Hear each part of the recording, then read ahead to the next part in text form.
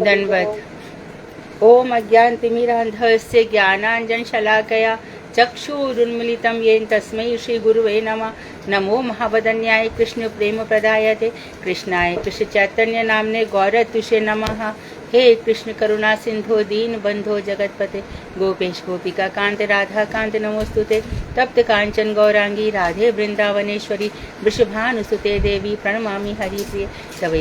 तवैवास्मि ना जीवामि त्वया विना इति विज्ञाय राधे त्वं नय मां चरणान्तिकम्।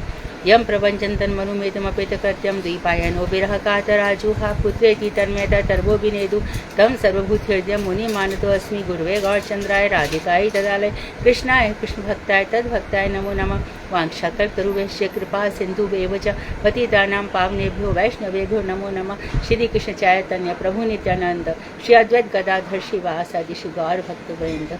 हरे कृष्ण कृष्ण कृष्ण हरे हरे हरे राम राम राम हरे हरे। मैं सर्वप्रथम मध्य गुरु पाद्म पद्म परमाराध्यतम निद्र प्रविष्ट ओम विष्णुपाद अष्टोत्तर शत श्रीमद भक्ति वेदांत श्री नारायण गोस्वामी महाराज मध्य शिक्षा गुरु पाद्म पद्म परमाराध्यतम निद्र प्रविष्ट ओम विष्णुपाद अष्टोत्तर शत श्रीमद भक्ति वेदांत श्री वाम गोसाई महाराज के अभय चरणार बिंद में अनंत कोटि दंडवत प्रणाम ज्ञापन कर उनकी हृदय कृपा की वांछा करती हूँ। मैं ग्रंथराज मृ श्रीमद भागवतार मरीचिमाला तदय रचिता ओम विष्णुपाद श्री श्री भक्तिविनोद ठाकुर के चरणार बिंद में कोटि कोटि दंडवत प्रणाम कर उनकी अति कृपा की भिक्षा करती हूँ। मैं उपस्थित श्रोता मंडली वैष्णवी सभी के लिए यथा योग्य बंदन अभिनंदन दंडवत प्रणाम करती हूँ।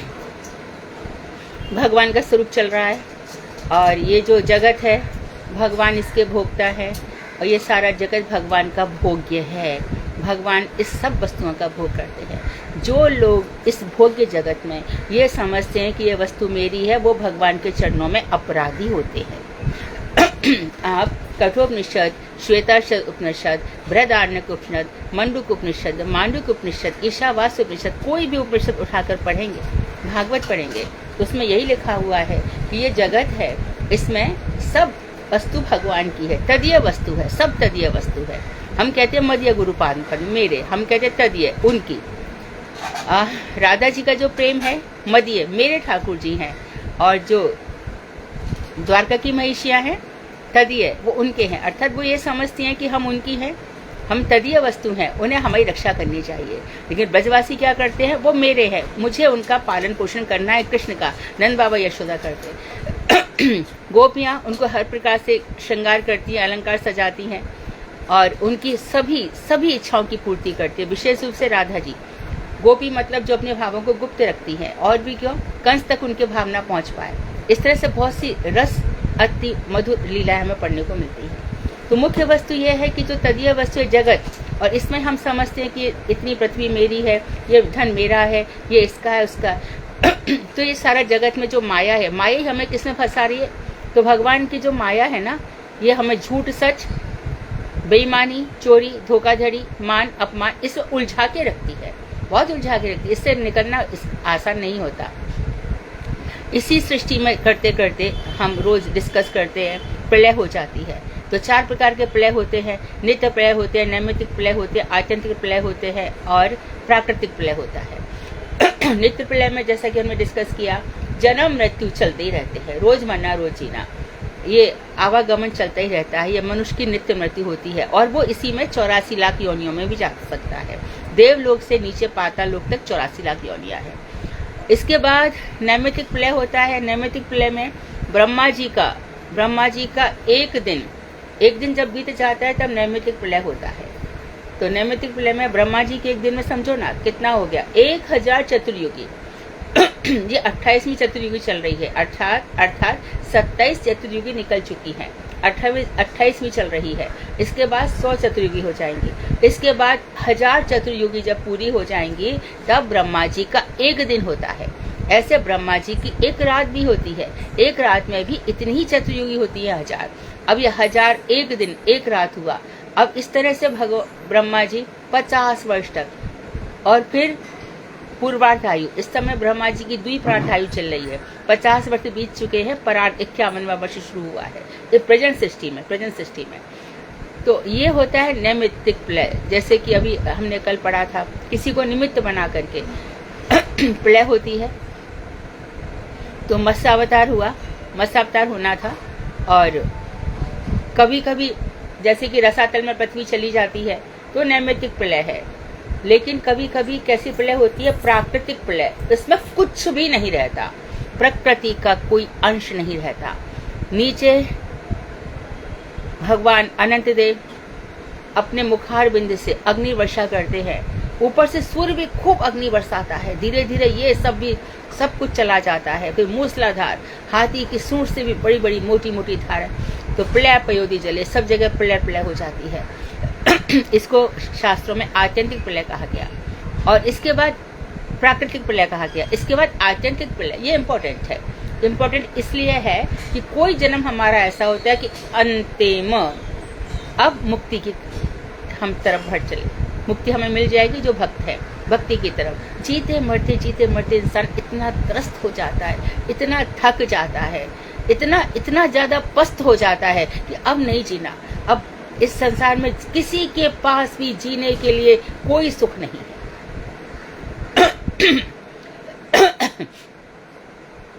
एक भी सुख नहीं किसी के पास। हर मनुष्य चाहे अमेरिका ले लो, भारत ले लो, ब्रज ले लो, द्वारका ले लो, सब मुसीबतों से घिरे पड़े हैं। तो एक समय ऐसा आता है जब वो मुक्ति की तरफ बढ़ जाता है, और फिर तब भगवान देखते हैं कि अब वास्तव में ये मुझसे प्रेम करता है। तब फिर भगवान उसको मुक्त, जो उनके जन हैं, मुक्त जन, उनके हाथों में, परमहंस जो है मुक्त जीव, उनके हाथों में वो सौंप देता है। फिर चैत्य गुरु के रूप में भगवान हमारे हृदय में आते हैं और हमसे कहते हैं कि तुम यहाँ जाओ। तो इस तरह से 4 प्रलय और सृष्टि, इसमें भगवान का बताया गया है कि आप सृष्टि प्रलय ये सब करते रहते हैं। तो सबने अपने अपने अधिकार से भगवान की स्तुति की है। स्तुतियाँ तो ब्रज की गोपियाँ भी करती हैं, और इस समय जो प्रेजेंट में है हमारे इधर चले जाओ आप, द्वारकाधीश मंदिर में है ना, वहाँ पर हमारी माँ बहनें खूब बढ़िया बढ़िया गीत गाती हैं भगवान को रिझाने के लिए। तो वो जो हृदय से निकलते हैं ना, तो द्वारकाधीश मंदिर में एक बड़ा आनंद है। तो वहाँ पर है तो वो द्वारकाधीश, लेकिन सेवा पूरी चल रही है पुष्टि मार्ग की, बाल गोपाल की। तो सुबह मंगला होती है, और मंगला जो होती है तो उसमें सब लोग वहाँ पर बोलेंगे हम मंगला के कंगला है, कंगाल है, मंगला नहीं मिलेगी तो हम जीवन जी नहीं सकेंगे। तो वहाँ पे प्रारंभ में ही शंख इत्यादि बजा करके घंटानाद से हमारे यहाँ पर किशोरी जी और ठाकुर जी ये उठाए जाते हैं। और अब ये जो योग माया है, ये योग माया कौन है? भगवान की चित्त शक्ति है। ये योग माया ही भगवान की स्वरूप शक्ति है। ये योग माया ही भगवान की आद्य शक्ति है। ये योग माया ही भगवान की पराशक्ति है। ये उनकी स्वरूप शक्ति है। जैसा ये स्वरूप शक्ति अर्थात भगवान जो चाहती है योग माया वही करती है। भगवान को छोड़ करके योग माया अपनी चलाता है ऐसा नहीं होता, अपनी चलाती ऐसा नहीं होती। भगवान की इच्छा से ही योग माया सारे कार्य करती है। तो हमारे यहाँ पर 4:30 बजे या 4 बजे, अधिकांश 4:30 बजे, नहीं तो 5 बजे तो मंगला हो ही जाती है। और वहाँ पर हमारी किस भाव से होती है? मां नित्यानंद ठाकुर नहीं है, क्योंकि अभी अभी उठे हैं दोनों, और उठ करके ललिता विशाखा जितने भी हैं सब आरती करते हैं। हमारे गुरु वैष्णव भी वहाँ खड़े हैं, और उन्हीं के अनुगत में हम खड़े हैं कि कभी भी उनकी कृपा की कोर हमारे ऊपर हो जाए। जो कृपा है ना, ये कृपा भगवान का क्या है, ये कृपा नहीं मिलती किसी को, नहीं मिलती। हमने एक भी वैष्णव के प्रति जरा सा भी मन में हमारा मन मिलान हो गया, कृपा खत्म। वैष्णव के साथ चालाकी की, कृपा खत्म। वैष्णव के साथ हमने जो कुछ भी किया खत्म हो जाता है। वो क्या कहते हैं, वैष्णव चलते फिरते जो है, ये चलते फिरते वैष्णव मेरी ही मूर्ति है, मेरी मूर्ति, मैं मूर्ति के रूप में शांत बैठा रहता हूँ, ये है। तो इस तरह से भगवान की ये सृष्टि स्थिति प्रलय चला करते हैं, और भगवान संसार को, तो योग माया जो है उनका स्वरूप शक्ति है। आज हमारा श्लोक कौन सा था? I think 39।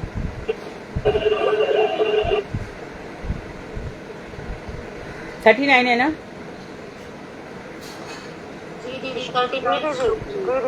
ठीक है। तो यहाँ पर कह रहे हैं 39 में, यत्र नाशय सम नाम वनम काम दुधई द्रुमहि सर्वतुश्री श्री बिभ्राजत कैवल्यमिव मूर्तिमत।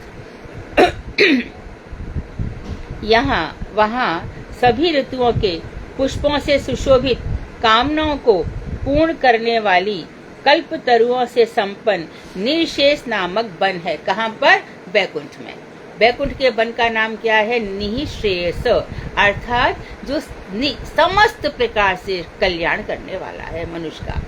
बैकुंठ धाम तक जो पहुंच गए हैं, और वहां पर क्या है, सभी ऋतुओं में जो कोई ऋतु, बसंत ऋतु में कुछ अलग फूल खिलेंगे, शरद ऋतु में अलग फूल खिलेंगे, ग्रीष्म में अलग खिलेंगे, शरद और बरसात में अलग खिलेंगे, हेमंत में अलग खिलेंगे। इस तरह से सभी ऋतुओं में खिलने वाले पुष्प जो यहाँ पर है, वहां पर सारे ऋतुओं के फूल सभी समय खिले रहते हैं। और इसी निशेष वन में हमारी लक्ष्मी जी लीला कमल लेकर के घूमती रहती हैं विष्णु जी के साथ। कामनाओं को, अच्छा ये सब जो है ना, ये कल्पना नहीं है भाई, दर्शन होते हैं लोगों को।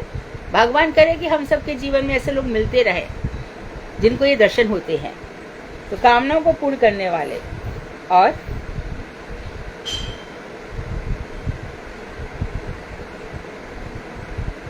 कल्पतरुओं से संपन्न निशेष वन है।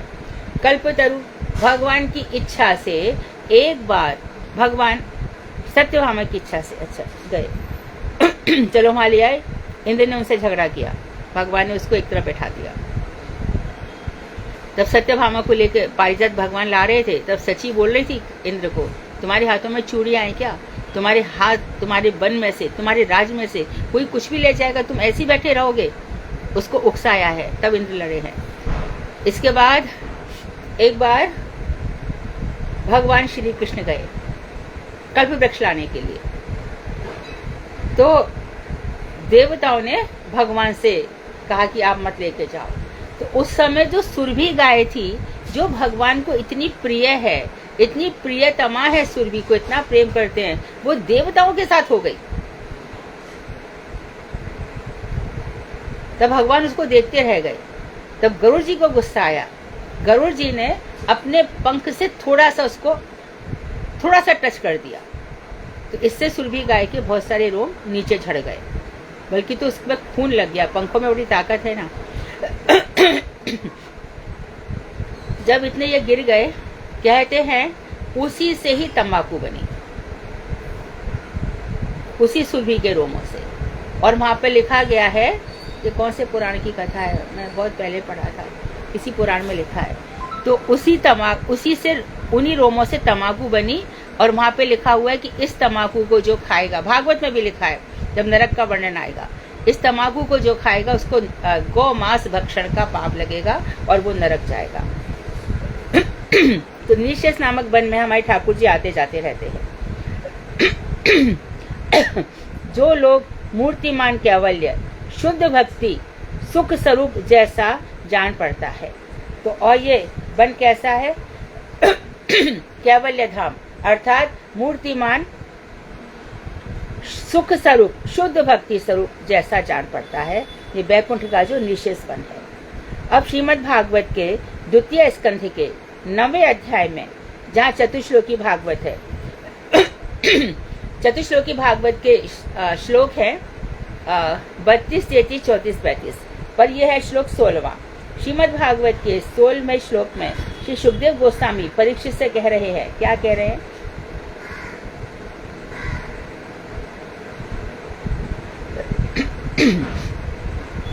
अध्यरण्य सनमास्थितं परं वृतं चतुषोडश पंचशक्तिभिः यूतं भगै स्वरतैरत चाध्रुवै स्व एव धामन् रममाणमीश्वरम्। और यहाँ भगवान क्या करते हैं? एक श्रेष्ठ सिंहासन पर विराजमान रहते हैं। हम भी प्रार्थना करते हैं ना, जो हमारा अभिधेय तत्व है, भक्ति साधन, अभिधेय भक्ति साधन एक पर्याय है। दिव्य वृंदारण्य कल्पद्रुमादः, कल्पद्रुम के नीचे दिव्य वृंदार, वृंदावन में है ना, दिव्य है जो दिव्य वृंदारण्य कल्पद्रुम द्रुमादः श्रीमद रत्नागर सिंहासन स्थौ, रत्नों से बने हुए सिंहासन पर ठाकुर जी विराजमान है। श्री श्री राधा श्री गोविंद देवो प्रेष्ठा लिवि सेव्यमानो स्मरामि। तो जिस तरह से जो गोलोक धाम में हमारा अभिधेय तत्व है, जहाँ हम ठाकुर जी के गोपीजन वल्लभ उनके दर्शन करते हैं, वैकुंठ में भी भगवान विष्णु इस तरह से विराजमान है। और क्या है वहां पर, वे 25 शक्तियों से, 25 शक्ति कौन कौन सी है? प्रकृति, पुरुष, महतत्व, अहंकार, मन सहित 11 इंद्रियां और शब्द आदि, तन्मात्राएं और पंच महाभूत। ये श्रीधर स्वामी जी ने बताया है 25 तत्व। तो 25 तत्वों से युक्त भगवान वहां आवृत है। ये जो धाम है 25 शक्तियों से आवृत है। ये है हमारा सूक्ष्म शरीर भी इसी प्रकार से 25 तत्वों से बना है। यहाँ प्रकृति ले ली है और उसके बाद लिया है पुरुष, फिर प्रकृति के बाद पुरुष है, फिर महत तत्व है, फिर अहंकार मन सहित 11 इंद्रिया। तो यहाँ पर बुद्धि और चित्त की बात नहीं करी है, ठीक है। और पंच तन्मात्राएं, शब्द रूप रस गंध स्पर्श, ये 5 तन्मात्राएं और पंच महाभूत आकाश जल तेज अग्नि वायु। तो ये है, ये भाई है सूक्ष्म शरीर, ये स्थूल शरीर है। इसी स्थूल शरीर के अंदर एक सूक्ष्म शरीर है। सूक्ष्म शरीर में क्या माना जाता है, इसी से निकाल लो, इसी से निकाल लो। तो हमारी 11 इंद्रियां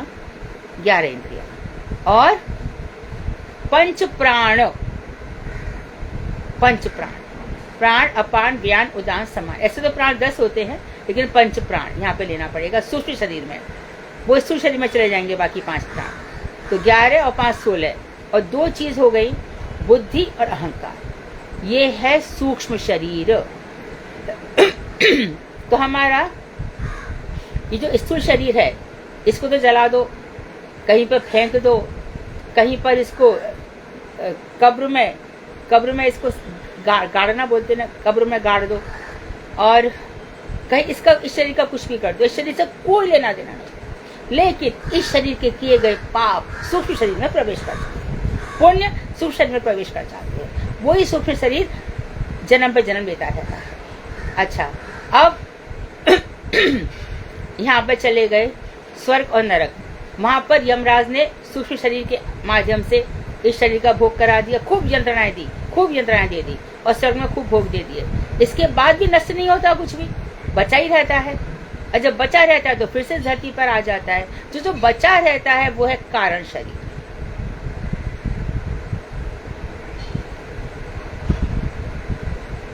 तो वो कारण शरीर जब यहाँ पर आता है, फिर से उसका अवश्यमेव भोक्तव्यम, भोगना ही पड़ेगा। तो इन शक्तियों द्वारा आवृत है। वे सदैव अपने षड ऐश्वर्य, भगवान के जो 6 ऐश्वर्य है, उनसे युक्त रहते हैं। अर्थात ये जो ऐश्वर्य है, जहाँ भगवान है, तो जैसे स्वरूप शक्ति उनकी योग माया शक्ति है, इसी प्रकार से ये षड ऐश्वर्य जहाँ भगवान होंगे वहाँ रहेंगे ही। कौन कौन से? ज्ञान, वैराग्य, यश और श्री, सौंदर्य, समृद्धि और कौन सा छठा? ज्ञान और वैराग्य 2 हो गए, श्री हो गया, सौंदर्य और बल वित्तीय, हाँ, और बल हो गया। ये 6 रहेंगे। ये ऐश्वर्य आदि शक्तियों से युक्त रहते हैं तथा दूर गए हुए, अध्रुव, परिवर्तनशील, जो निश्चित नहीं है, माया के ऐश्वर्य से अन्वित मतलब युक्त, ऐश्वर्य स्वरूप अर्थात माया के मूल स्वरूप शक्ति रूप वैकुंठ धाम में परमेश्वर भाव से रमण करते हैं। तो ये भगवान क्या करते हैं? षड ऐश्वर्य से युक्त रहते हैं और वहां पर जो परिवर्तनशील माया के ऐश्वर्य से युक्त अर्थात उससे बहुत दूर गए हुए, बहुत ही दूर, माया का मूल स्वरूप उनको छू नहीं पाता, तो वहां पर कैसे रहते हैं? वो अपनी स्वरूप शक्ति के साथ। इसी प्रकार से क्षीर सागर में भी चले जाओ। अभी चातुर्मास जब शुरू हो जाएगा सावन में, तब भगवान इन्हीं शक्तियों के साथ सो भी जाते हैं, इन्हीं के साथ विलास करते हैं। आप सोना कैसे समझो? ऐसे समझो ना कि भगवान श्री कृष्ण के जो नेत्र है वो कटाक्ष है, थोड़ी थोड़ी अर्ध खुली उनकी आंखें हैं, ये उनकी शोभा है, ये इसमें प्रेम का बहुत बड़ी अभिव्यक्ति है। गीत गोविंद में इसका बड़ा सुंदर वर्णन आता है। जो भगवान के कटाक्ष है, तो कृपा कटाक्ष पाने के लिए तो सारे भक्त उनको तिरछे रूप से प्रणाम करते हैं, क्योंकि वो सामने देखते ही रही है। तो यहाँ पर और भी कटाक्ष जो है वो जो गोपियों के प्रति जो उनका कटाक्ष है उसका भी वर्णन आता है। तो ये भगवान की स्वरूप शक्ति है।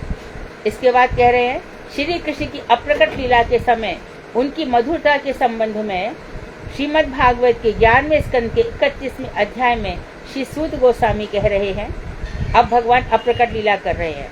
तो कैसा भगवान? लोकाभिरामां स्वतनुं धारणा ध्यान मंगलम योग धारणया अनेया दग्धवा धामा विशत स्वकम।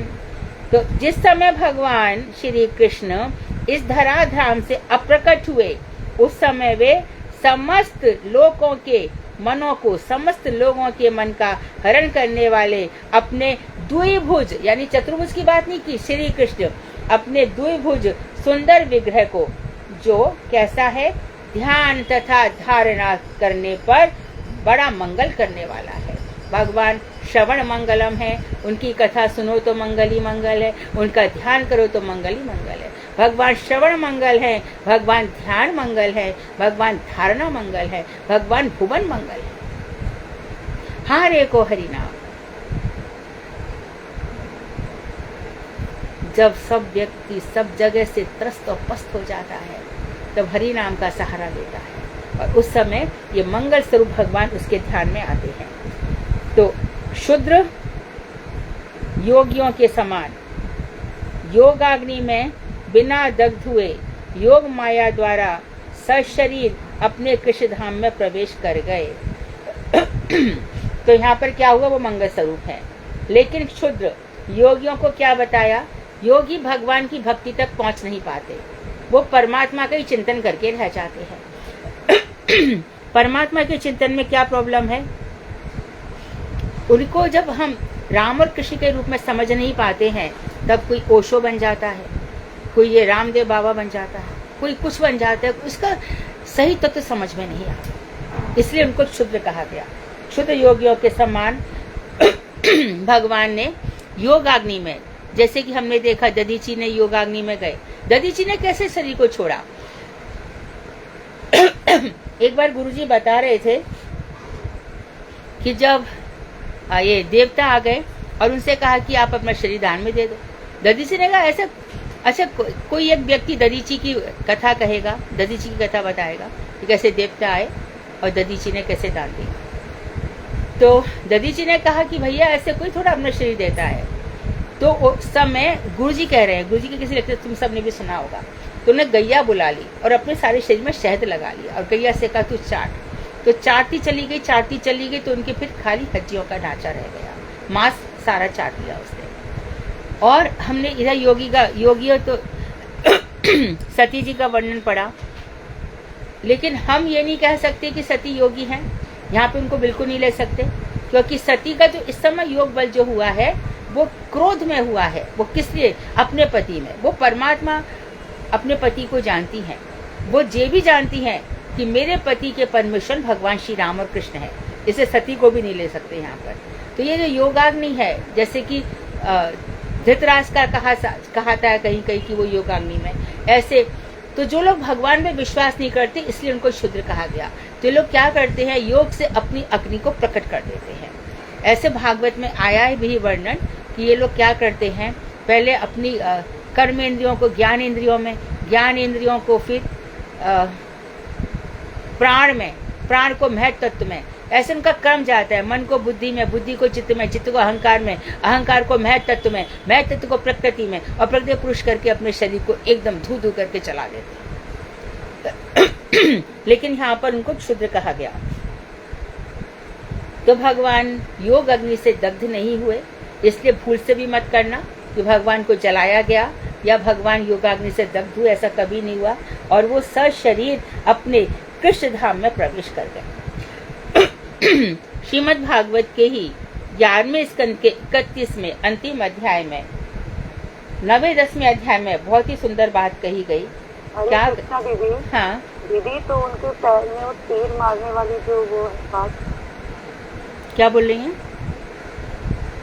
दीदी वो भगवान कृष्ण के अंतिम समय में पैर में तीर मारा गया था ना, वो ठीक नहीं था? हाँ हाँ हाँ, वो ठीक है, उनको तीर तो लगा था, ये बात सही है। और रथ लेकर के दारुक आए भी थे। क्या हुआ था दीदी? लेकर तीर उनको मारा था, ये ठीक बात है। और रथ लेकर दारुक आए भी थे, परंतु भगवान बैठे रहे शांत भाव से। बलदेव भैया ने ये सब देखा कि सारे के सारे ये जितने यदुवंशी हैं ये सब मर गए हैं। तो पहले बलराम भैया गए। बलराम भैया ने पाताल में प्रवेश किया। पाताल में प्रवेश करके वे अपने ही स्वरूपभूत अनंत भगवान से मिले और वहां से वो अपने स्थान पर चले गए। यहाँ भी दारुक आ गया रथ लेकर के, क्योंकि ब्रह्मा जी आकर के पहले ही कह गए थे अब बहुत समय हो गया, अब आप अपने धाम में चलिए। उसी समय शंकर जी और ब्रह्मा दोनों अपने अपने लोकों में आकर के खड़े भी हो गए थे कि भगवान की आरती करेंगे। भगवान ने ऐसा निर्णय ले लिया है। लेकिन हुआ क्या, भगवान ना योगाग्नि से जले, न उनको किसी ने जलाया, वो किसी और रास्ते से ऊपर चले गए। अचिंत्य है ना। ये श्रीमद् भागवत के कहाँ पे आएगा? श्री भगवान श्री कृष्ण का सौधाम गमन, यानी 31वां अध्याय होगा लास्ट, क्योंकि वहीं पे ये वर्णन है। नहीं, ये कौन सा है, एक मिनट। हाँ, 31वां वर्णन है किस तरह से भगवान गए, वहां पर आप पढ़ सकती हैं। एकादश स्कंद का 11वां अध्याय, सॉरी 31वां अध्याय। सौदामन्या यथाकाशे यान्त्या हित्वा ब्रह्मण्डलम् गति न लक्ष्यते मर्तै तथा कृष्णस्य दैवतै ब्रह्म रुद्रादयस्ते तु दृष्ट्वा योग गतिं हरे विस्मितास्तां प्रशंसन्तः स्वं स्वं लोकं ययुस्तदा। देखो आपकी बातों का उत्तर आ गया।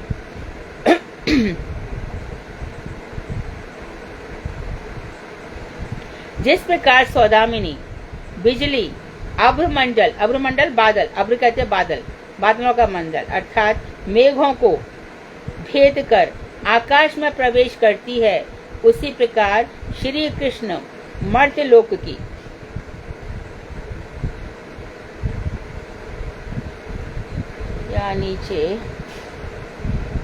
नीचे दिया गया है फुटनोट में कि धर्म, ज्ञान, वैराग्य और ऐश्वर्य, ये 4 अंतरंग शक्तियां भगवान की। ठीक है। चंड और प्रचंड 2। उसके बाद पूर्व द्वार पर खड़े रहते हैं वैकुंठ धाम के। भद्र और सुभद्र दक्षिण द्वार पर रहते हैं। जय और विजय पश्चिम द्वार पर रहते हैं। धाता और विधाता उत्तर में रहते हैं। कुमुद और कुमुदाक्ष अग्निकोण में, और पुंडरीक और बामन नैऋत्य कोण में 10 दिशाओं का वर्णन कर रहे हैं। शंकुकर्ण और सर्वनेत्र वायु कोण में, सुमुख और सुप्रतिष्ठित ईशान कोण में स्थित द्वार के द्वारपाल, कुल मिलाकर 16 बहिरंग शक्ति तथा कूर्म, नागराज और त्रिश्वर कौन कौन से हैं? गरुड़, त्रिश्वर नामक 3 जन, और छंद, वेदों के जितने भी छंद हैं, सर्ववेद मंत्र, ये 3 ईश्वर कौन कौन से हो गए? कूर्म, नागराज और त्रिश्वर। त्रिश्वर का नाम है गरुड़। ये 3 लोग 3 जन हैं। ये विश्वनाथ चक्रवर्ती ठाकुर ने व्याख्या करी है वैकुंठ धाम की। याद रख सको तो रख लेना। उसी प्रकार श्री कृष्ण मर्त्य लोक की अलक्षित, क्या बताया था हमने, कोई देख नहीं सका उनको, अलक्षित गति से 14 भुवनात्मक ब्रह्मांड के जीवों की दृष्टि से अगोचर होकर अपने धाम में प्रवेश करने लगे। उस समय ब्रह्मा आदि देवता श्री कृष्ण की परम योगमयी गति का ध्यान करने लगे और विस्मित होकर आश्चर्यचकित होकर प्रशंसा करते करते अपने धाम में, अपने लोक में चले गए। जैसा कि अभी हमने बताया आपको कि वो आए थे आरती की थाली लेकर, लेकिन अपने अपने धाम में चले गए अलक्षित, यानी कि ब्रह्मा शंकर किसी को भी दिखाई नहीं पड़े, वो कैसे चले गए। दारू से का तू रथ लेके जा, और कहाँ पे भेज दिया उसको? द्वारका में भेजा। आपने श्रीमद् भागवत का प्रथम स्कंद जो पढ़ रहे होंगे, द्वारका में भेजा, उनसे कहा कि सब रुक्मिणी इत्यादि रानियों को लेकर के आ जा। तो अर्जुन ने रथ में बैठाया भी है, सब रानियों को साथ में लिया भी है, लेकिन देखो भागवत में लिखा है भील आए और रानियों को लूट ले गए, यानी भगवान स्वयं आए और उनको ले गए। इसके पहले भगवान ब्रज में गए और ब्रज में जाकर के नंद बाबा, यशोदा, सबको ऊपर से, उनको भी ऊपर से लेकर के ऊपर लोक में पहुंचा दिया। रथ उनका नीचे ही खड़ा था, ऊपर सबको रखे आए, फिर रथ लेकर के वो द्वारका की ओर गए।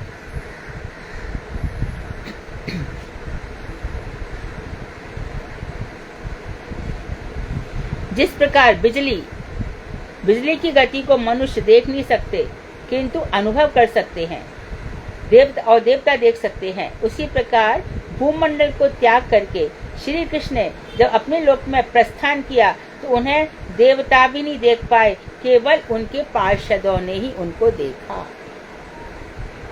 ये तो है श्रीमद् भागवत, इतना आनंद है इसमें, देखो। इसके बाद श्री कृष्ण दीदी पार्षदों में कौन आए उस समय? आगे ना धाता विधाता सारे द्वारपाल आ गए ना। अच्छा, जो ये लिख दो। हाँ, श्री कृष्ण लोक का वर्णन कर रहे हैं कि श्री कृष्ण गोपों को अपना गोलोक धाम दिखाया। इस संबंध में श्रीमद् भागवत के 10वें स्कंद के 28 में। अब भैया क्या हो गया कि अक्रूर जी ने तो देखा, अक्रूर जब लेके जा रहे हैं उनको, तो अक्रूर ने कहा कि मैं थोड़ा स्नान वगैरह कर लूं। भगवान ने, कृष्ण बलराम ने कहा जाओ कर लो। तो चले गए यमुना हिद में, उन्होंने स्नान किया, स्नान करके फिर डुबकी लगाई तो देखिए नीचे वही रथ है, वहीं पर कृष्ण बलराम दोनों बैठे हैं। उनको समझ में नहीं आया, ऊपर देखा सामने तो दोनों देखे हैं, तो दोनों मंद मंद मुस्काने लगे। फिर वापस डुबकी लगाई, वापस वही रथ नीचे दिखाई दिया, फिर वापस देखा तो दोनों वहीं पर बैठे हैं। अक्रूर जी एकदम घबरा गए, विचलित हो गए और रथ के पास आए, कुछ बोले नहीं। कृष्ण बोले, अक्रूर चाचा कुछ बात हो गई क्या? नहीं कुछ नहीं हुआ, नहीं मैं देख रहा हूँ आप बड़े बिस्मित से हो रहे हैं, ये कुछ नहीं। तो इस तरह से भगवान ने अपना स्वरूप अक्रूर जी को दिखाया। इसी प्रकार से जब नंद बाबा स्नान करने के लिए चले गए प्रातः बेला में, तो उनको ऊपर वरुण जी ने बुला लिया, क्योंकि वो कृष्ण का दर्शन करना चाहते थे। अब लोगों ने हल्ला मचा दिया, नंद बाबा को कोई पकड़ ले गया। भगवान समझ गए, तो वरुण लोक में जब नंद बाबा गए तो वहां पर देखा कि वरुण जब नंद बाबा को लेने गए कृष्ण, तो कृष्ण को देख करके बड़ा प्रणाम इत्यादि किया, बड़ा उसका सिंहासन सब सोने का बना हुआ सब कुछ, और श्री कृष्ण को सिंहासन पर बैठाया, उनकी बार बार स्तुति की, बार बार चरणों पर पड़े। तो नंद बाबा वैसे तो वो किसकी उपासना करते थे? नारायण की। तो देखिए मेरे पुत्र की नारायण के समान ही इसका सम्मान हो रहा है। तो उन्हें आकर के बताया, तो सब बोले, वो कृष्ण जो तूने इनको दिखाया वो हमें क्यों नहीं दिखाता है? हमें भी देखा तो सही सबने, परंतु जाने की इच्छा किसी ने भी नहीं। कृष्ण हम तो हमने मधुर रस में ही ठीक है। तो इस तरह से भगवान का जो गोलोक धाम श्री कृष्ण ने दिखाया, उस गोलोक धाम का वर्णन यहाँ पर कर रहे हैं। हरे कृष्णा दीदी। हाँ। दीदी जैसे भगवान जब द्वापर से ऐसे सशरीर अपने धाम गए, तो दीदी उस द्वापर युग में जब वो यहाँ पर थे, तो उस समय क्या वो गोलोक में नहीं थे? ये प्रश्न का उत्तर हम क्लास के बाद दे सकते हैं। जी अवश्य देंगे। लघु भागवतामृत में इसका उत्तर साफ लिखा है, मैं बता देती हूँ। जनो वैलोक एतस्मिन् विद्या काम कर्म भी उच्चावचासु गतिषु न वेद स्वाम गतिम भ्रमण। एक दिन श्री कृष्ण ने विचार किया कि मेरे गोपों में से कुछ गोप वैकुंठ में आए हैं। लौकिक लीला में जीवों का दुख देखकर उनका मन खिन्न हो सकता है, तो ये वैकुंठ में आए हैं। लौकिक लीला में जीव कितने अच्छा, जीवों का दुख देखकर सभी को दुख होता है। जैसे कि भृगु इत्यादि ऋषि हैं, ये ऊपर बैठे हुए हैं, बराबर है।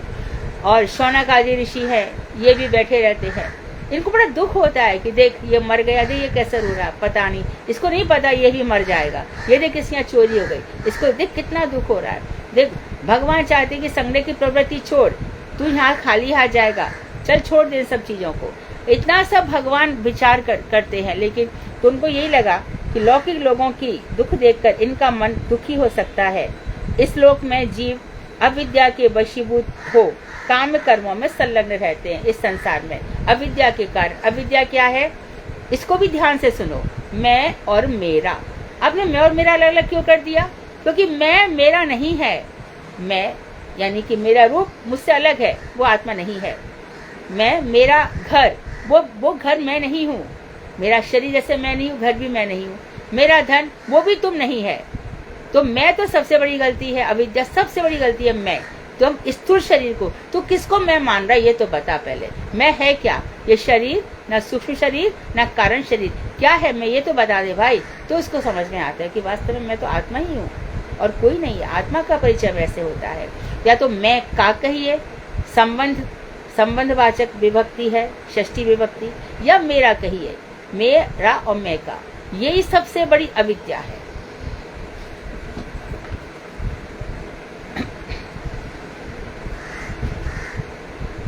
तो वो अविद्या के वशीभूत हो काम कर्मों में संलग्न रहते हैं, बड़ी बड़ी कामनाएं करते हैं। मरते दम तक मैं ये भी कर लूं, वो भी कर लूं, ये भी कर लूं, वो भी कर लूं। अरे इतने मूर्ख हैं जहां तक ये भी कहेंगे कि हम अपना श्राद्ध कर जाते हैं। श्राद्ध करके कौन से धाम में जाएगा? कर ले श्राद्ध, क्या मिल जाएगा, है ना? तो अविद्या के वशीभूत होकर मैं और मेरा करके काम कर्मों में लगे रहते हैं और अपनी परम गति को ना जानकर आत्म स्वरूप को भूलकर, परम गति क्या? अपने आप को समझना, अपने आप का समझना, ऊंची नीची योनियों में भ्रमण करते रहते हैं। जाना ही पड़ेगा। क्या हम भी उनके जैसे ही? ऐसा तर्क साधन सिद्ध गोपों में हो सकता है। तो जो अभी सिद्ध नहीं हुए हैं, अभी साधना कर रहे हैं, तो इन गोपों को क्या होगा? ऐसी लौकिक लीला देखकर कहीं ऐसा ना लग जाए कि हमारी भी ऐसी गति हो जाएगी। जबकि ये गोप साधन सिद्ध है, इनकी साधना ऊंची है, ये कुछ ही जन्मों में मेरे धाम को प्राप्त हो जाएंगे। पर इनको देख करके ये कहीं डर ना जाए, दुखी ना हो जाए।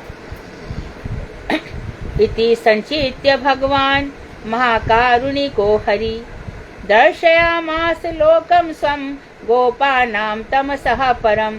ऐसा विचार करके भगवान ने साधन सिद्ध, ध्यान देना, साधन सिद्ध गोपों के प्रति महाकारुणिक होकर, बड़े दयावान होकर उन्हें माया के पार स्थित अपने नित्य गोलोक धाम का दर्शन कराया। हम एक दूसरे को देखकर ही तो प्रेरित होते हैं ना। 3 प्रकार के ब्रह्म है भैया, भोक्ता ब्रह्म, भोग्य ब्रह्म, प्रेरक ब्रह्म। इन्हीं तीनों में हम डूबते रहते। तो प्रेरक, अरे इसने ऐसा किया, इसने ऐसा किया, नहीं, किसी को देखने की जरूरत नहीं है।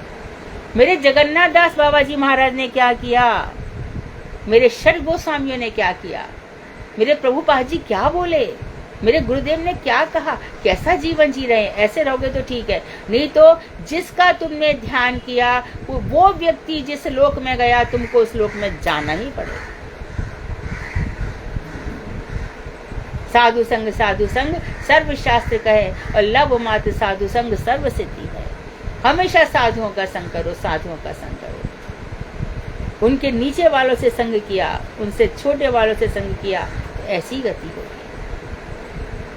हम जैसे कि श्रीमद् भागवत है ना, हम समझते हैं कि इसकी चाबी हमारे पास है, इसका हम खुद पढ़ लेंगे। नहीं पढ़ पाते ना, नहीं पढ़ सकते। गुरुदेव खुद कहते हैं कि इसकी चाबी और ताले हमारे पास है। क्यों ऐसा कहते हैं? क्योंकि उनकी अनुभूतियां बहुत है। भजन बड़ा भारी है, साधारण नहीं है। इसलिए उनके चरणों में हमें जाना पड़ेगा।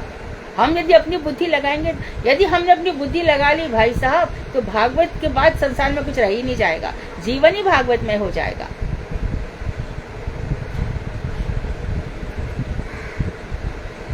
तो साधन सिद्ध जो है, अभी तो हमारी तो साधना भी शुरू नहीं हुई।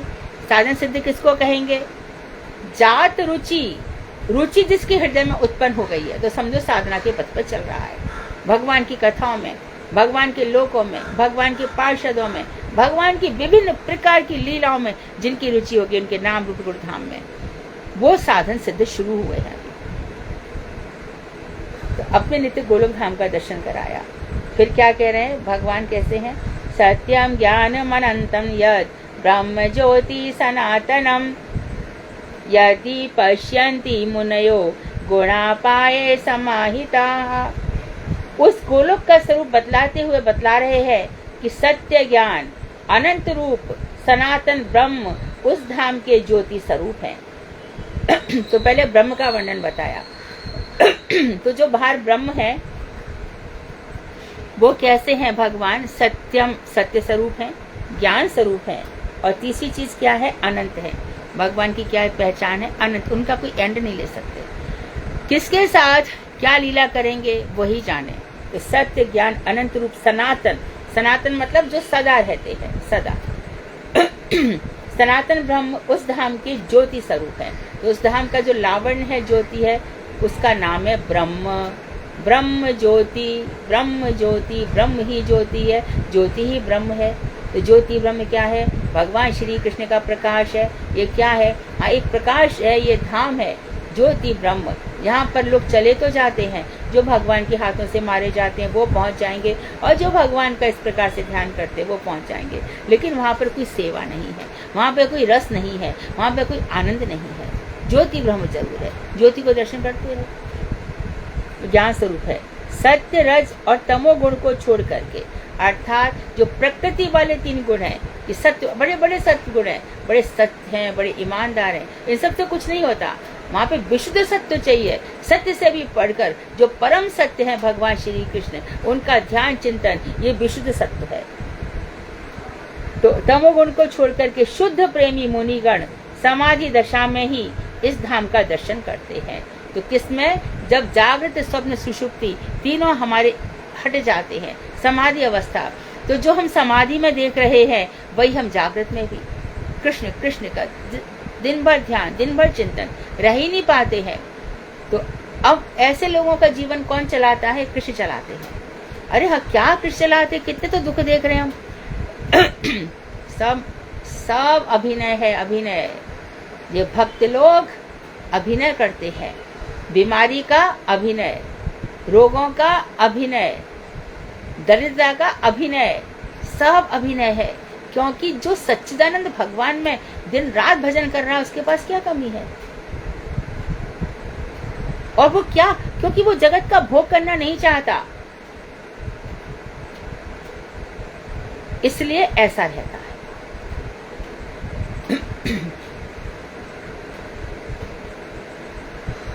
तो शुद्ध प्रेमी मुनिगण समाधि दशा में और इस धाम का दर्शन करते हैं, और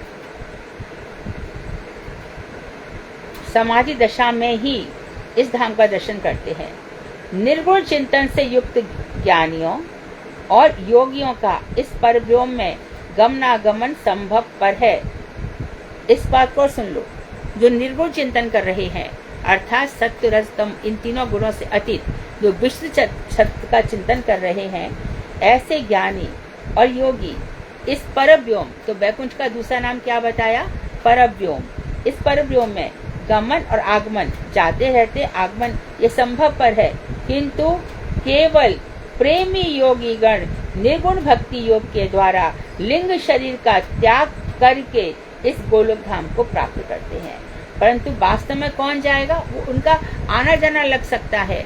अर्थात जैसे कि सनक सनत कुमार गए और फिर आ गए, क्योंकि अभी प्रेमी नहीं हुए थे। प्रेमी होते होते तब हम कहते हैं ना, जय जय राधे जय जय माधव दईते, सनक सनातन वर्णित चरिते। तो सनक सनातन जब राधा जी के महिमा का गान करने लगे, उसके पहले उनको वहां से आना पड़ा, आगमन हुआ। तो प्रेमी योगीगण निर्गुण भक्ति योग के द्वारा लिंग शरीर सूक्ष्म शरीर, और लिंग शरीर का अर्थ है सूक्ष्म शरीर, उसका त्याग करके, तो सूक्ष्म शरीर में जो वासनाएं भरी रहती हैं कारण भरे रहते हैं, उसी के कारण जन्म होता है। इसलिए लिंग शरीर को अर्थात सभी चिंतनों को खत्म कर दो, समाप्त कर दो, एक ही चिंतन रहे,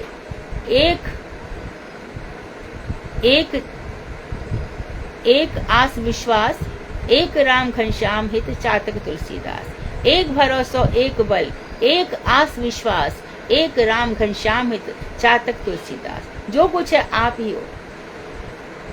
तो भगवान के लिए जब हम, जैसे कि पपीहा स्वाति या चातक स्वाति नक्षत्र का ही पानी पीता है और कोई पानी नहीं पिएगा, मेरो मन अनंत कहाँ सुख पावे। जैसे उड़ जहाज को पंक्षी फिर जहाज पे आवे। सूरदास जी कह रहे मन मेरा कहीं सुखी नहीं, कृष्ण कहीं भी मेरा मन नहीं लगता तुमको छोड़ करके। अरे सोने के महल में बैठा दिया आपको, और क्या चाहिए? नहीं, मेरा हृदय यहाँ पे एकदम विचलित हो रहा है। तो क्या करें? जय मधुकर अम्बुज रस चाख्यो, क्यों कलिल फल भावे। जिस मधुकर भ्रमर को कमल के रस का आस्वादन लग गया, उसको कड़वे कलिल के वृक्ष क्यों अच्छे लगेंगे। और सूरदास कामधेनु तज छेदी कौन दुहावे। अरे कामधेनु का त्याग करके बकरियों का दूध कौन दुहेगा। अर्थात ये भगवान श्री कृष्ण। तो भगवान श्री कृष्ण का धाम तो ये किसको मिलता है? योगियों को नहीं मिलता, प्रेमियों को मिलता है। प्रेमी वहां पर रहते हैं, तो वहां से जो ये योगी हैं उनका आवागमन संभव है, अर्थात वहां जाकर के नहीं लौटेंगे ऐसा नहीं है। जबकि ठाकुर जी खुद गीता में कह रहे हैं, यद गत्वा न निवर्तन्ते तद्धाम परमम मम। जहाँ जाकर कोई लौटता नहीं है वही मेरा धाम है। तो इसी बात को यहाँ पे क्लियर कर दिया कि जब तक प्रेम नहीं होगा तब तक आना पड़ेगा। यह लोक भक्तों के अतिरिक्त और किसी के लिए भी प्राप्य नहीं है। यही साधारण पर व्योम की अपेक्षा इस गोलोक धाम की उच्चता तथा श्रेष्ठता है। तो उन्होंने बता दिया बैकुंठ से आना जाना पड़ सकता है भाई, लेकिन गोलोक धाम में तो जो सर्वश्रेष्ठ भक्त है वही जाएगा। और सर्वश्रेष्ठ भक्त कौन है? जो प्रेमी है। और इसके लिए उद्धव जी, ये प्रेम की बातें हैं उद्धव, बंदगी तेरे बस की नहीं है। तो वहां पर रहे 6 महीना रहे, देख लिया कि इनका पार पाना बड़ा मुश्किल है। बहुत सीखने की कोशिश की, चले आए। भगवान श्री कृष्ण के चरणों में बार बार प्रार्थना कर रहे हैं। तो गोपियों का भाव समझ में आना बहुत मुश्किल है। इसीलिए वैष्णव चिन्हित नाई, वैष्णवों की पहचान आसान नहीं है। वो किस प्लेटफॉर्म पर रहते हैं, कहाँ रहते हैं, ये गोपी भाव की बात। आज हमें मालूम है समय हो गया, फिर भी थोड़ा पढ़ते हैं। नंदयास्तु तम दृष्ट्वा परमानंद निवृताः कृष्णं चातत्र छंदोभि स्तूयमानं सुविस्मिताः। श्री नंद आदि नित्य सिद्ध प्रेममय गोप, पहले ही बता दिया उनके पार्षद गोप, गोलोक के दर्शन तथा मूर्तिमान वेदों द्वारा श्री कृष्ण की स्तुति होते देखकर, तो मैंने पहले ही बताया था कि नंद बाबा जब वहां पर चले गए तो देखा कि सारे के सारे वेद भगवान की स्तुति कर रहे हैं। क्या है, सारा संसार एक कृष्ण परक है, लेकिन भूल जाता है। यही सबसे बड़ी कमी है। मूर्तिमान वेदों द्वारा श्री कृष्ण की स्तुति होते देखकर विस्मित हो गए तथा परमानंद में निमग्न हो गए।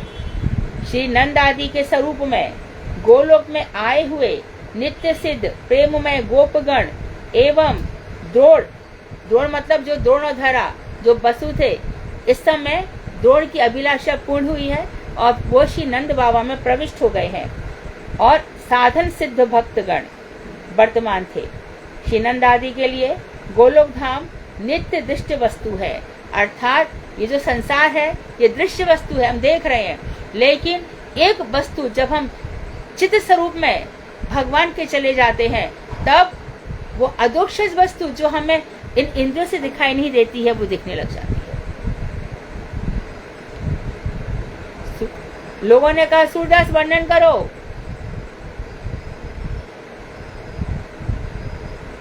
सूरदास को कहीं दिखाई नहीं देता है। और सूरदास को चित दिख गए। क्या दिख गए? आज तो हरि नंगम नंगा। इस तरह से वर्णन होता है। या फिर कोई बोल देता है कि भैया जाओ माँ पर राधा कुंड के पास रघुनाथ भजन कर रहा है, जाओ जा करके कह दो। ऐसे कितने ही उदाहरण कहीं से भी पढ़ लो अपने आप, और आपके जीवन में भी आएंगे। कभी कभी इतना ताज्जुब हो जाएगा, मुझे तो कुछ पता नहीं था, अचानक क्या से क्या हो गया, अचानक ऐसा हो गया। ये सब अचानक ही होता है। कब? जब हमारी योग्यता आ जाती है, और योग्यता आते आते आती है। आते आते आने का मतलब कई जन्म लग जाते हैं, लेकिन जब बहुत ज्यादा इंटेंसिटी हो जाती है, अंतरंग इतनी ज्यादा होती है, नहीं कृष्ण अब नहीं, और जब रोने कलपने लगता है, और उसके बाद जब स्वयं भगवान देखते हैं कि इसका इतना रुदन हो गया है, अब ये पृथ्वी पर रह नहीं पाएगा, तो खुद कृष्ण आकर के उसको ले जाते हैं। तब गुरु वर्ग, जैसे कि हमारे जब पूज्यपाद बामन गोसाई महाराज अप्रकट हुए, तब उनके अंतरंग भक्त थे गोविंद, वो तुरंत ही अप्रकट हो गए, रहे नहीं। अब बताइए, जो गुरु वैष्णवों के पास जाकर के कहते हैं कि हमको प्रतिष्ठा मिल जाए, देखो मैं ये कर रहा हूँ, मैं ये बता दूं, उनको क्या करेंगे भगवान बताइए?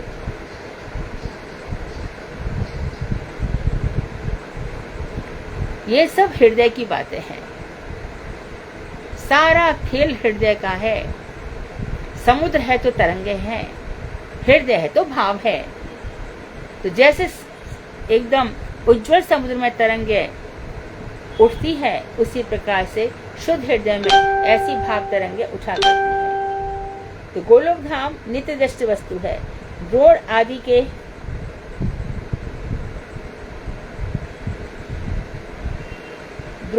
के उपकार के लिए ही गोलोक का प्रदर्शन हुआ।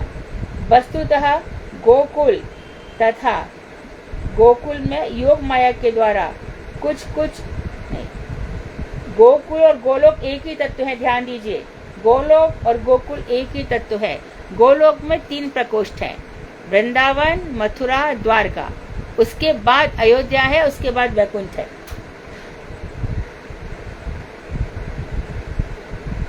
वस्तुतः गोकुल तथा गोलोक एक ही तत्व है। गोलोक गोकुल का वैभव है, गोकुल मुख्य है, और गोकुल के बाहर चारों ओर गोलोक है। मतलब अरे पूतना को बोला था तेरे को धात्री गति मिली, तो गोकुल में थोड़ी जाएगी वो, तो भगवान ने धात्री गति दी। हाँ, गोकुल के बाहर जो गोलोक है वहां तक पहुंच जाएगी। यह वैभव गोकुल में योग माया के द्वारा कुछ ढका हुआ है। वस्तुतः यह तत्व कभी भी आवृत नहीं होता। दृष्टा मायाबद्ध जीवों के नेत्र ही आवृत होते हैं। यह तो हमेशा ही खुला हुआ है। हमारे नेत्रों के आगे सूर्य हमेशा ही चमक रहा है, हमारे नेत्रों के आगे बादल आ गए तो क्या करें? सूर्य थोड़ी दिखेगा।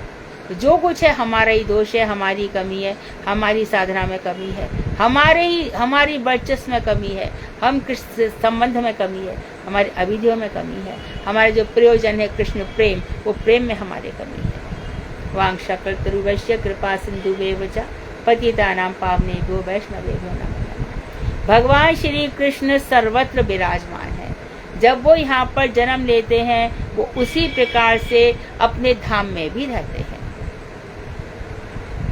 इससे प्रश्न ही नहीं आता कि श्री कृष्ण जब आ गए तो गोलोक धाम खाली हो गया, ऐसा नहीं है। हरे कृष्णा दीदी, दंडवत प्रणाम। आप पूछ लीजिए दीदी, पहले आप। मैंने उत्तर दे दिया। हाँ, बस दीदी मुझे ये पूछना है कि गोलोक और गोकुल एक ही है, तो गोलोक पूरा बड़ा धाम है, गोकुल उसमें गाँव है। गोलोक गोकुल का वैभव बताया यहाँ पर, उसका विस्तार है गोकुल का। वैसे गोकुल और गोलोक एक ही है, परंतु बहुत सारे ऐसे लोग हैं, पूतना जैसे लोग, ये गोलोक तक रह जाते हैं, और गोलोक से भी ऊपर गोकुल की स्थिति है। और दीदी जो भगवान के भक्त होते हैं, जैसे जो हमारे गुरु महाराज हैं, वो सब गोलोक, ये सब मंजरियां हैं। अब इनका किसका कितना अधिकार, ये सबके साधन पर निर्भर करता है। ये सब राधा जी की नखमणि है और बलराम जी जो अखंड गुरु तत्व हैं उनके प्रकाश हैं। अब हम नहीं कह सकते कि कौन से गुरु कौन से धाम में हैं, कौन से भाव में हैं। जब ये गुरु जी चलते वक्त अपना स्वरूप प्रदर्शन करते हैं, जैसे कि जब दिल्ली में रमन बिहारी गौड़ीय मठ बना, उस समय की ही बात है। गुरुदेव ने जब इस मठ का नाम रमन बिहारी रखा, तभी लोगों को बिल्कुल विश्वास हो गया ये गुरुदेव रमन मंजरी है, कोई और नहीं। फिर पता चला कि 2-4 लोगों को उन्होंने अपना स्वरूप बताया भी था कि मैं रमन मंजरी हूँ। ऐसे उनका स्वरूप प्रकट होता है। तो ऐसे लोग गोलोक धाम जाते हैं, और जो हम कहते हैं ना वो आएंगे नहीं, लेकिन जैसे कि सरस्वती प्रभुपाद है, वो नयन मंजरी है, भक्ति विनोद ठाकुर कमल मंजरी है, हमारे जीव गोस्वामी गुड़ मंजरी है, रूप गोस्वामी रूप मंजरी है, सनातन गोस्वामी लवंग मंजरी है। तो ये सब आते हैं यहाँ पर भगवान के आदेश से, और एक रूप गोस्वामी, एक सनातन गोस्वामी काफी है, आकर के पूरे जगत को उपदेश दे करके चले जाते हैं। तो ये आ सकते हैं, इनके लिए नियम लागू नहीं होगा यदगत्वा। लेकिन जहाँ तक जीवों की बात है, जो जीव से गुरु प्रसन्न होगा वो वहां जाएगा, नहीं तो कोई व्यक्ति गोलोक धाम में घुसने ही नहीं देगा, सामर्थ्य नहीं है। अरे गोप कुमार को बार बार रोका जा रहा है, नारद जी आकर के रोक रहे हैं उसको, और उसका बैकुंठ में मन नहीं लग रहा है। बोले मन तो मैं गोपाल कर रहा हूँ, मैं बैकुंठ में करूंगा क्या, वापस में वो नीचे आए। तो ये सब वर्णन मिलता है भजन रस इत्यादि ग्रंथों में, ये सब वर्णन है खूब अच्छे से। दीदी जो मुक्त ज्ञानी होते हैं आपने बताया वो भी गोलोक धाम वैकुंठ धाम जाते हैं, तो उनका आवागमन बना रहता है।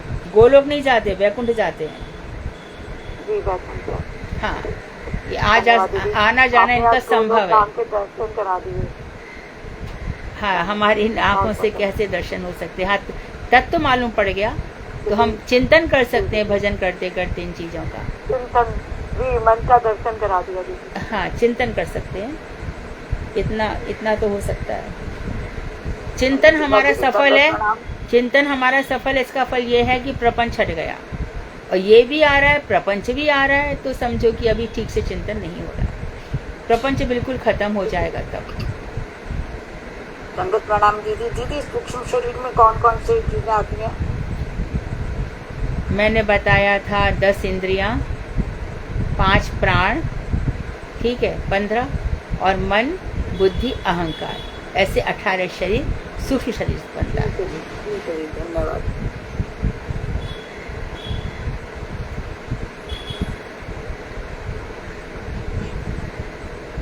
हरे कृष्णा दीदी, दंडवत प्रणाम। हाँ दीदी, जैसे आपने कहा कि वैष्णव लोग बीमार नहीं होते, वो लीला करते हैं, अभिनय करते हैं, लेकिन इस अभिनय के पीछे क्या राज होता है दीदी? भक्त लोग जो उनके शिष्य हैं उनको सेवा का अवसर देते हैं। यदि शिष्य उनकी सेवा कर गया, जैसे कि माधवेंद्रपुरी थे, तो उनका एक शिष्य था रामचंद्र, एक शिष्य था ईश्वरपुरी। तो माधवेंद्रपुरी ने पैरालिसिस का अभिनय किया, तो रामचंद्र ने कहा ये कैसा गुरु है, ये तो खुद ही बीमार हो गया, वो छोड़ के चला गया। ईश्वरपुरी ने कहा कि हाँ धन्य भाग, कुछ तो कभी मेरी सेवा लेते नहीं है, अब मैं सेवा तो करूंगा। तो ईश्वर सेवा करी, तब ईश्वरपुरी ने कहा कि आप क्यों अभिनय कर रहे हो, चल दो ना उठ करके। उठ के चल भी दिए। ऐसी नरोत्तम ठाकुर ऐसी लीला करी, और बाद में फिर जब चले गए तो वहां पर उनका शरीर ही नहीं मिला, उनका शरीर ही दूध में परिवर्तित हो गया, क्योंकि जो जितना भजन करेगा उसका शरीर चिन्मय हो जाएगा। चिन्मय शरीर में रोग ताप शोक मोह ये हमारा दिखावा है, उनको होते नहीं है। दीदी, इसका मतलब हम इस तरह से भी कह सकते हैं कि हमें भक्ति में प्रोत्साहित करने के लिए ऐसा करते हैं। भक्ति का प्रोत्साहन क्या मिलेगा इसमें, बोलो दीदी? यदि कोई बीमार है तो मुझे भक्ति में क्या प्रोत्साहित करेगा, बताओ? नहीं दीदी, वैष्णवों की बात कर रहे हैं कि उससे हमारा धैर्य और ये सब की परीक्षा होती है। इसकी मुख्य परीक्षा यही है कि शिष्यों को सेवा का अवसर दिया जाता है।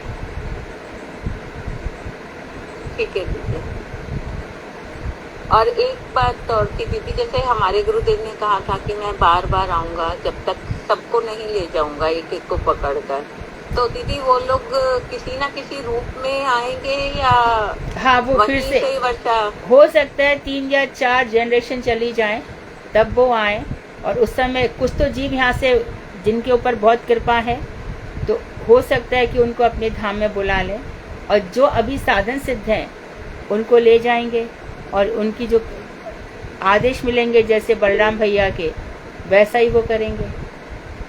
पर वो वहाँ पे जरूर उनसे कहेंगे कि जीवों पर उद्धार करो, जैसे अद्वैताचार्य महाप्रभु से कह रहे हैं, आओ जीवों का कल्याण करो, आओ जीवों का कल्याण करो। ऐसे वो भी उनसे कहेंगे कि इस पर कृपा कर दो, इसका उद्धार कर दो। ऐसे भगवान, क्योंकि कभी कभी मैंने देखा है गुरुदेव कहते थे कभी किसी को, अच्छा तुम्हारे लिए मैं गिरिराज गोवर्धन से प्रार्थना करूँगा तुम्हारे लिए। तो ऐसे गुरु जी कर सकते हैं। दीदी, पर महाराज जी ने ये कभी नहीं कहा कि मैं आऊंगा। उन्होंने हमेशा यही कहा है कि तुम भक्ति करो, मैं जहाँ हूँ तुम्हें भी वहीं लेके जाऊंगा। ऐसा कुछ नहीं है, उन्होंने ऐसे ही कहा था कि जब तक मैं सबको राधा दास नहीं बना दूंगा मैं आता रहूंगा, यही कहा। हाँ, मैं मतलब ये नहीं कहा कि मैं आऊंगा वाला शब्द नहीं बोला उन्होंने कहा था मैं तुम्हारे साथ में ही हूँ हर टाइम। उन्होंने वही कहा है कि मैं जब तक जन्म लेता रहूंगा जब तक कि सबको राधा दास नहीं दे दूंगा। ये सब उनके रिकॉर्ड्स हैं अभी।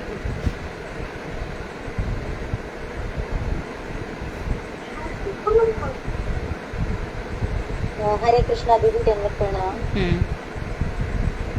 दीदी क्या मैं जैसे मैंने आज ही ज्वाइन किया है, बट मेरा एक क्वेश्चन है कि जैसे मेरे मन में बहुत दिन से एक श्लोक का अर्थ जानने की इच्छा है दीदी, और वो श्लोक का मतलब जो है वो श्री नाम वंदना है, तो क्या मैं पूछ सकती हूँ? पूछिए।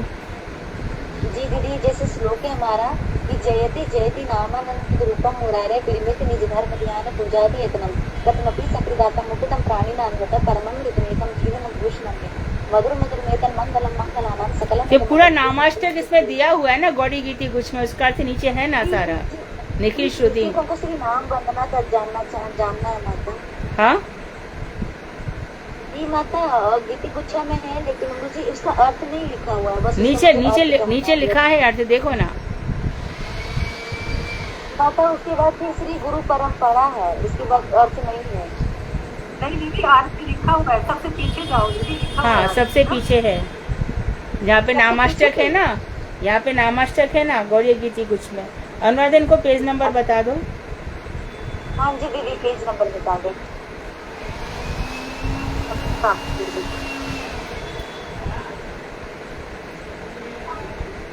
अष्टकम से पहले वाले पेज पर सबसे लास्ट दीदी कहाँ बताया दीदी? वृंदा देवी अष्टकम से। ओके वृंदा देवी अष्टकम जी। हाँ, उसके पहले वो कृष्णा दीदी मैं देख लेती हूँ जी। कृष्णाष्टक है, कृष्णाष्टकम।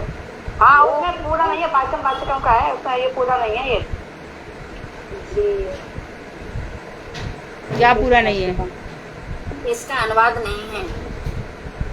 नामाष्टक में नीचे अनुवाद नहीं दिया है। नामाष्टकम दीदी वो नहीं है, ये श्लोक नहीं है। ये कौन सा श्लोक बोल? नहीं है वाला। अच्छा वो मधुर, ये वो नाम वंदना का है। हाँ वो मधुर मंगलम ने ये नाम वंदना है, ये नाम वंदना है, श्री नाम वंदना है, लेकिन ये संस्कृत में तो मुझे इससे अर्थ जानना था जी। मिल गया ना गौड़ी गीति कुछ में है कि नहीं? मैं देख लूंगी इसमें तो अंत में देखो, अंत में नामाष्टकम में नामाष्टक जी देखो। तब तक कोई और प्रश्न करे। जी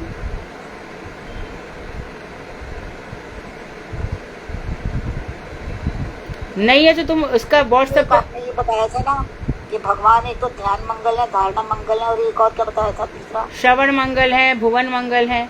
आप इस श्लोक को व्हाट्सएप पे भेज दो, हम अभी बता देंगे अर्थ। कौन बोल रही हैं आप? मैं मैं ज्योतिका बोल रही थी। नहीं, जो ये आपसे ये पूछ रहे हैं ना, प्रश्न कौन है? माला दीदी। माला। हाँ, आप व्हाट्सएप पे प्रश्न कीजिए, व्हाट्सएप पे भेज दीजिए उसका फोटो। दीदी कौन से व्हाट्सएप? मैं ग्रुप में नहीं हूँ दीदी। आप अपना नाम दे दीजिए, सुधा को आपको ज्वाइन कर लेंगी। और आप व्हाट्सएप सुधा पे दीदी कौन है? सुधा दीदी माला दीदी, फिर आपने ज्वाइन कैसे किया अभी, अगर आप मीटिंग में नहीं हो तो?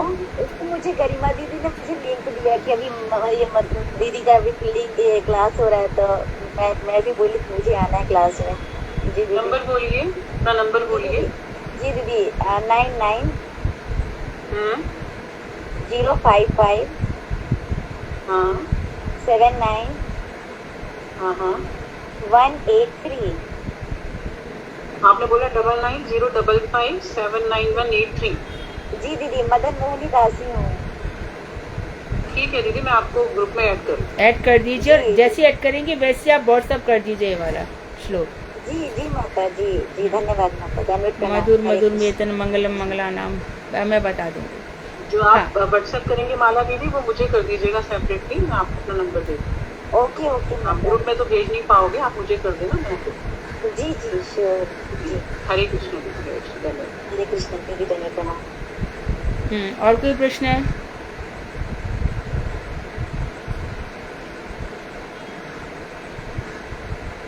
कोई प्रश्न है तो सुधा भागवत प्रारंभ करें। अनुराधा दीदी, अनुराधा दासी दीदी, आज आप बोल रहे हो ना कथा, आप बोलिए दीदी, शुरू करिए। स्कंद और अध्याय पहले बता दीजिए। सबसे पहले तीसरा स्कंद है, छठा अध्याय है, पेज नंबर 451 है, और टॉपिक है विराट मूर्ति की सृष्टि। क्या टॉपिक क्या है? दीदी विराट मूर्ति की सृष्टि, विराट मूर्ति। बोलिए।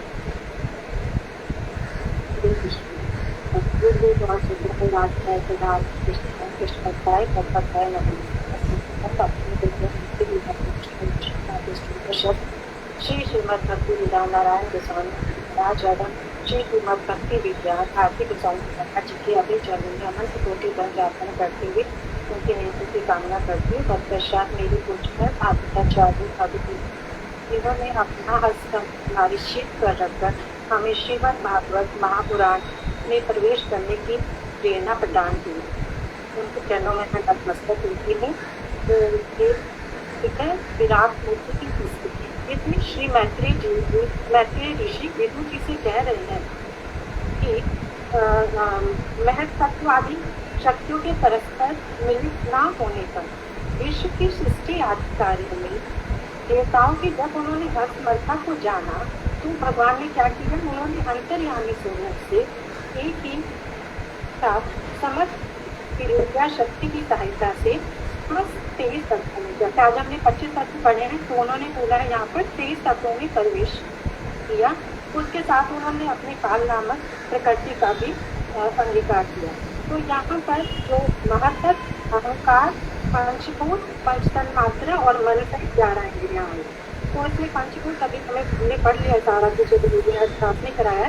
पृथ्वी जल अग्नि वायु का, पंचतन मात्रा गर्ग रक्त स्पर्श, पंच ज्ञानेन्द्रिय नाक जीभ आँख त्वचा का, और पंच कर्मेंद्रिय वाणी हाथ पैर उपस्थ।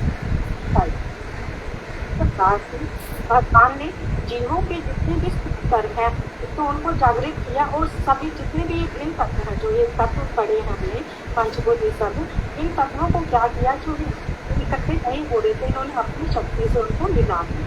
फिर क्या किया, उन तत्वों में भगवान की प्रेरणा से ही अपने अंशों के द्वारा ब्रह्मांड रूप विराट देह की संरचना हुई। फिर यह जो जड़ और अचर, ये जो जगत है, ये इसी विराट देह में ही अवस्थित है, मतलब रहता है। तब इसमें बताया कि पहले क्या था, कि पहले ब्रह्मांड में स्थित जो हिरण्यगर्भ है, ये जो उत्तम कोटि का जीव, जो भगवान कोटि का जीव है, तो इसमें अपने में शयन करने वाले जितने समस्त जीव हैं के साथ मिलकर कम से 1000 वर्ष तक जल में वास किया। फिर इन्होंने विराट मूर्ति में क्या किया, इनकी 3 शक्तियाँ होती हैं, नाम शक्ति, क्रिया शक्ति, आत्म शक्ति। इन तीनों के साथ मिलकर इन्होंने जीव शक्ति जो कि हमारे विदिष्ट चैतन्य है वो एक प्रकार से, और प्राण शक्ति राजा ने क्लास में भी किया, 5 सूर्य में 5 सूक्ष्म जिनका नाम है प्राण, अपान, ज्ञान, उदान, समान, भाव, स्वर्गीय, देवता, धनंजय। तो इस प्रकार से 10 प्राण शक्ति और अध्यात्म शक्ति ये 3 प्रकार की है, जो कि ये विराट पुरुष अपनी चित शक्ति के द्वारा अध्यात्म का मतलब इसमें हमारी समस्त इंद्रियों का कारण आ जाता है। आदिदेव का मतलब कर्ता, मतलब इंद्रियों के अधिदास देवता कौन है, जो वर्क करेंगे। फिर है अधिभूत, जो कैसा कार्य करते हैं, मतलब इंद्रियों का सब्जेक्ट, इंद्रियों का विषय क्या है। जैसे आसान भाषा में समझ लो, सपोज करो हमारे जो नथुनी है, नोज है, नोस्ट्री नथुना है, तो उनका अश्विनी कुमार है, तो वो अधिदेव है, कर्ता।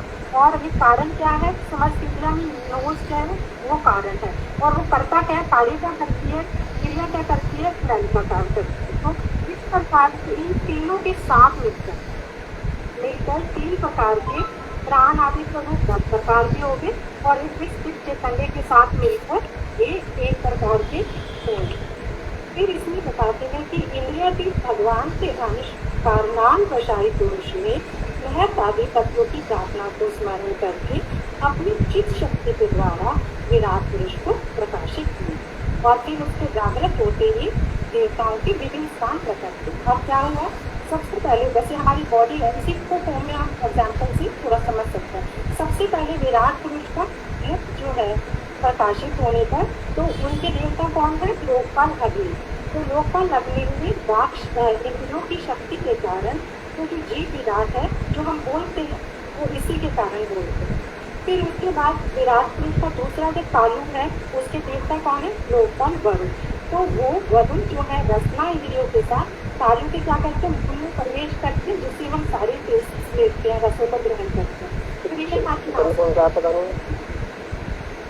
मछली जिसमें देवता, जिसके देवता है अश्विनी कुमार, और जो अपने अंश ध्यानेंद्रियों के साथ प्रवेश करते हैं, जिसके कारण हम स्मरण कर पाते हैं, बंद कर पाते हैं। फिर हमारी चक्षु है, जिसके देवता लोकपाल आदित्य, फिर वो अपने चक्षु के साथ प्रवेश करते हैं, जिसके कारण हम समस्या को देख पाते हैं।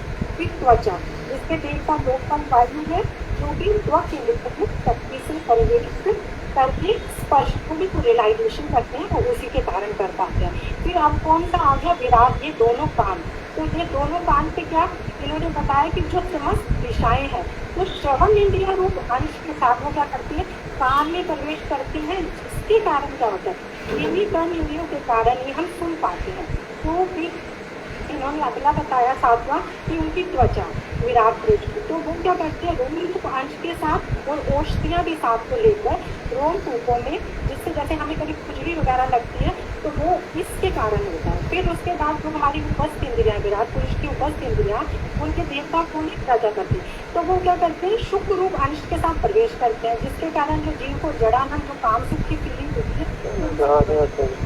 फिर वायु के फिर विराट पुरुष की जो उसके लोकपाल सूर्य के देवता है, वो जब प्रवेश करते तो जीव जो फल त्याग वगैरह करता है, वो इसके कारण करता है। फिर जो दोनों हस्त हैं, वो स्वर्गपति इंद्र उसके देवता है, वो क्रय विक्रय मतलब लेना देना के साथ प्रवेश करते हैं, जिससे जीविका निर्वाह कर पाते हैं। फिर उसके बाद अब हस्त आ गया, फिर लास्ट में दोनों चरण आ गए, तो उसके लोकपाल विष्णु है देवता, और जो जिसके कारण जीव अपने गंतव्य स्थान पर जा पाता है। फिर उसके बाद आ गया बुद्धि के देवता कौन, वासपति ब्रह्मा जी। तो वो क्या करते हैं, बोध रूप अंश के साथ वो अपने वास स्थान बुद्धि में प्रवेश करते हैं, और जीव को ज्ञातव्य विषय है, ज्ञातव्य का अर्थ होता है मतलब जो चीज जानने के विषय योग्य है, इसके बारे में हमको पता चलता है। फिर है विराट पुरुष का हृदय, हृदय का देवता कौन, चंद्रमा।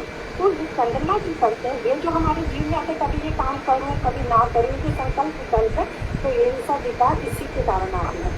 फिर उसके बाद है विराट पुरुष का जो अहंकार है, उसके देवता रुद्र है, तो वो अहम वृत्ति रूप अंश के साथ जीव जो है यह आदि को मैं मानता हूँ, बस मैं हूँ, मेरा अहम अमेती के चक्कर में पता रहता है। फिर उसके बाद विराट पुरुष के चित्त का, चित्त क्या हुआ, हृदय का जो एक भाग है, उसके देवता विष्णु जी, वो क्या करते हैं, वो अपनी चेतना से प्रविष्ट होते हैं, और फिर क्या करते हैं, जीव को एक वस्तु का विज्ञान। अब यहाँ पर ज्ञान नहीं, अभी तक जो चल रहा था वो ज्ञान चल रहा था, यहाँ पर अब विष्णु जी है और चेतना से प्रविष्ट है, अब जीव को अनुभूति होने लगती है। फिर उसके बाद विराट पुरुष का 3 पार्ट में सब डिवीजन उससे बताया। सिर से तो स्वर्ग, नाभि देश से अंतरिक्ष और चरणों से क्या पृथ्वी। तो अब इनकी डिवीजन की है सत्व, तम, रजगुण से। तो जब जिनमें सतगुण ज्यादा है तो देवता लोग स्वर्ग में रहते हैं, जिनमें तम गुण ज्यादा है वो रुद्र के पार्षद करके बीच में सकते हैं। और फिर जो हम पृथ्वी पर जैसे यज्ञ आदि परस्पर व्यवहार से युक्त मानव है, गाय आदि रज प्रकृति के कारण वो पृथ्वी का आश्रय लेते हैं। बस आगे भी बताया है इन्होंने। इसी प्रकार से वर्ण 4 वर्ण भी होते हैं। जैसे विराट पुरुष के मुख से क्या निकला, वेद और ब्राह्मण उत्पन्न हुए, क्योंकि ब्राह्मण भगवान और वेदों के उन्मुख है, इसीलिए ब्राह्मण सर्वश्रेष्ठ है। तो दोनों भुजाओं से पालन रूप पृथ्वी और उसको करने वाले क्षत्रिय उत्पन्न हुए हैं, क्योंकि वो विष्णु का अंश है, इसीलिए वो सभी वर्णों की रक्षा करते हैं। जलभाव से वैश्य उत्पन्न हुआ है, तो और इसी प्रकार से वो जीविका निर्वाह करते हैं। चरणों से शूद्र उत्पन्न हुआ है, क्योंकि इसी उनके अंदर धर्म की रक्षा के लिए भगवान ने सेवा वृत्ति के साथ उनको उत्पन्न किया है। इसी प्रकार से हरि संतुष्ट होते हैं। तो इस प्रकार से मैत्रेय ऋषि विदुर से कहते हैं, देखो काल, कर्म और स्वभाव शक्ति से युक्त भगवान की योग माया के बल से उत्पन्न जो विराट उसका हम देख सकते हैं, इसको कोई आसानी से समझ नहीं सकता, इसको कोई निरूपण नहीं, विवेचना नहीं कर सकता। इसमें वो कह रहे हैं उत्तम श्लोक भगवान के गुणों का वर्णन करने में ही मनुष्य की वाणी की सार्थकता है। जो हम डेली आज हम ये भागवतम का ये जो हम अपने डेली के मुख से जिस तरीके से हम पान कर रहे हैं, हम बहुत सब भाग्यशाली जीव हैं। तो मैं बस एक बार रखती हूँ, ये भी किया मैंने सब बहुत छुपा करके कोशिश किया। कांक्षा परिषद दृष्टि पिता सिंधु गंगा पति प्रणाम पानी लिखी वैष्णव। इस तरह से विराट पुरुष के द्वारा बताया गया यथा अंडे तथा ब्रह्मांडे। तो जैसे ब्रह्मांड में हर चीज़ प्रकट हुई, इसी प्रकार से हमारे शरीर में हर चीज़ प्रकट है। तो ये इतनी जल्दी आएगा नहीं समझ में, आपको 2 या 3 बार पढ़ना पड़ेगा। आप लोग आज चाहें तो आज कल सुबह इसको फिर से पढ़िए तो समझ में आ जाएगा। भजन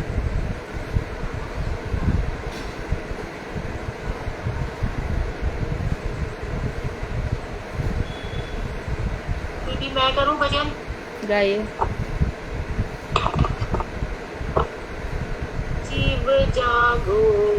जीव जागो गोरा चांद बले, कत निद्रा जाओ माया पिशाचिर कोले। बची को बलिया ऐसे संसार बिकारे, भूलिया रही तुम्हें अविद्यार भरे। तुम्हारे लईते आमी कैनो अवतार, आमी बिन बंधु पार के आछे तुम्हार। एनेची औषधि पाया नाशी बार लागी, हरि नाम महामंत्र लाओ तुम्हें मागी।